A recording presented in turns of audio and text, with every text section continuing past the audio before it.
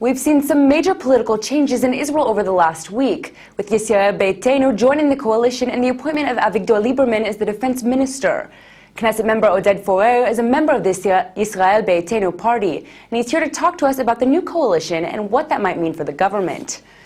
Thank you so much for coming in. Thank you for inviting me. So first of all, what does this mean for your party joining the coalition? First of all, I think that it means that, first of all, we have, after the election, now the real government that the public wanted. Because we are a right-wing party, it was obvious for everyone that we should be in the government, but we had a few principles that we needed in order to get in the government. One of them, of course, is in the security issues, and we got that in the appointment of Avigdor Lieberman to be the defense minister. And the other issues are the old age pensions, and I think that we are now making a revolution in Israel in the old age pensions for all the citizens in Israel, especially the poor one. In addition, that we are going to add them about 500 shekels each and every month for any that needed them. Definitely. Now, I want to return to the defense topic. A lot of people have been a little critical about Lieberman's appointment as defense minister. What would you have to say to them? I think that they can check about the history of Lieberman as the foreign minister, the Minister of Foreign Affairs, and about the way that he dealt with issues when he was minister in other offices in the government. He was the general director of the Prime Minister's office 20 years ago. He has very much long experience in the government of Israel, and I think that we're going to see a change in the ways that we are dealing with the security now. We're going to be much more determined in order to stop the terror, but yet I think the experience that he has in security issues are going to go and be very good for the citizens of Israel, and also the understanding that he has in foreign policy is going to help us in order to start a new decade in the relationship of Israel with our neighbors. Definitely. Now, moving a little bit about yourself, not just about the party, you used to be the head of the Ministry of Absorption. Can you tell us about your time there? What was that experience like? I was the General Director of Ministry of Aliyah and Immigrant Absorption. And of course, it was, I think, a very interesting time for me. And I'm very happy that now, when we are coming back to the coalition, Minister Sofa Landau is going to be again the Minister of Aliyah and Immigrant Absorption. I think it's one of the important ministers in the government, because Israel is a state of olim, state of newcomers. More than half the citizens, the Jewish citizens in Israel, are newcomers, olim. It helps us to develop the country. It helps us to get to be a startup nation.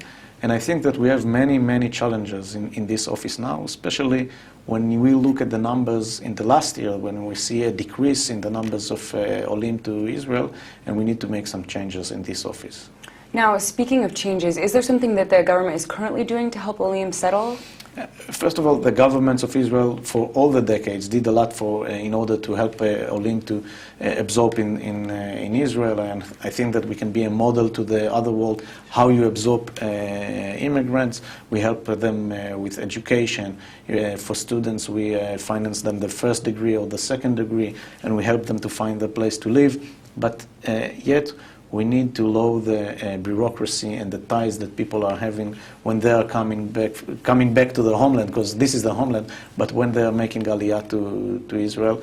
I think that a doctor that was a doctor in the United States need to get a very easy line, a very easy road in order to be a doctor in Israel.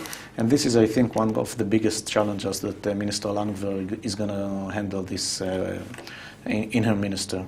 Of course. Now, do you find when trying to appeal to citizens of different countries to make aliyah that the campaign is different at all? Yeah, when you are, in order to convince people to do aliyah, it's like marketing. It's like you need to sell them to come to Israel. Of course, they need to have the feeling that they want to be in Israel, and the fact that they are Jewish or they are related to the Jewish people.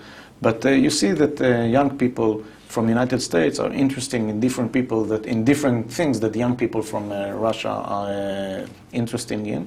And I think that this is one of the challenges that we dealt with a few years ago, and we did different campaigns for both countries.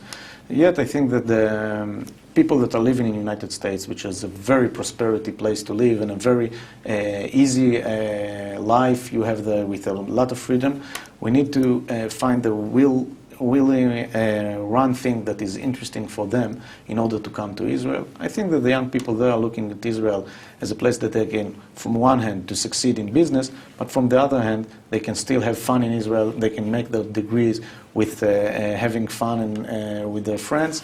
And this is a big challenge for us, but it's also a big challenge for them. And I'm happy to see a lot of young people that are coming from English-speaking countries like United States or United Kingdom coming to study their degrees in Israel. Definitely. And final question.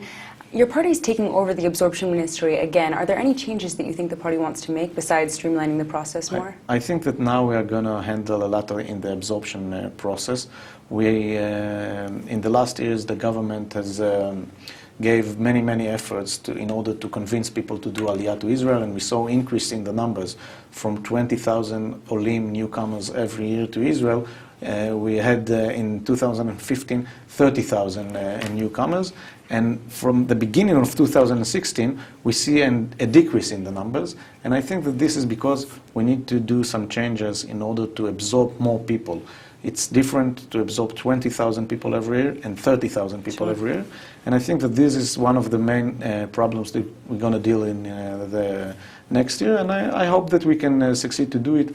Less bureaucracy and much easy to make people to find a job like they had in the place that they came from is one of the big challenges that we have. Definitely. Well, it sounds like there's a lot of exciting things ahead, and thank you so much for coming in today. Thank you.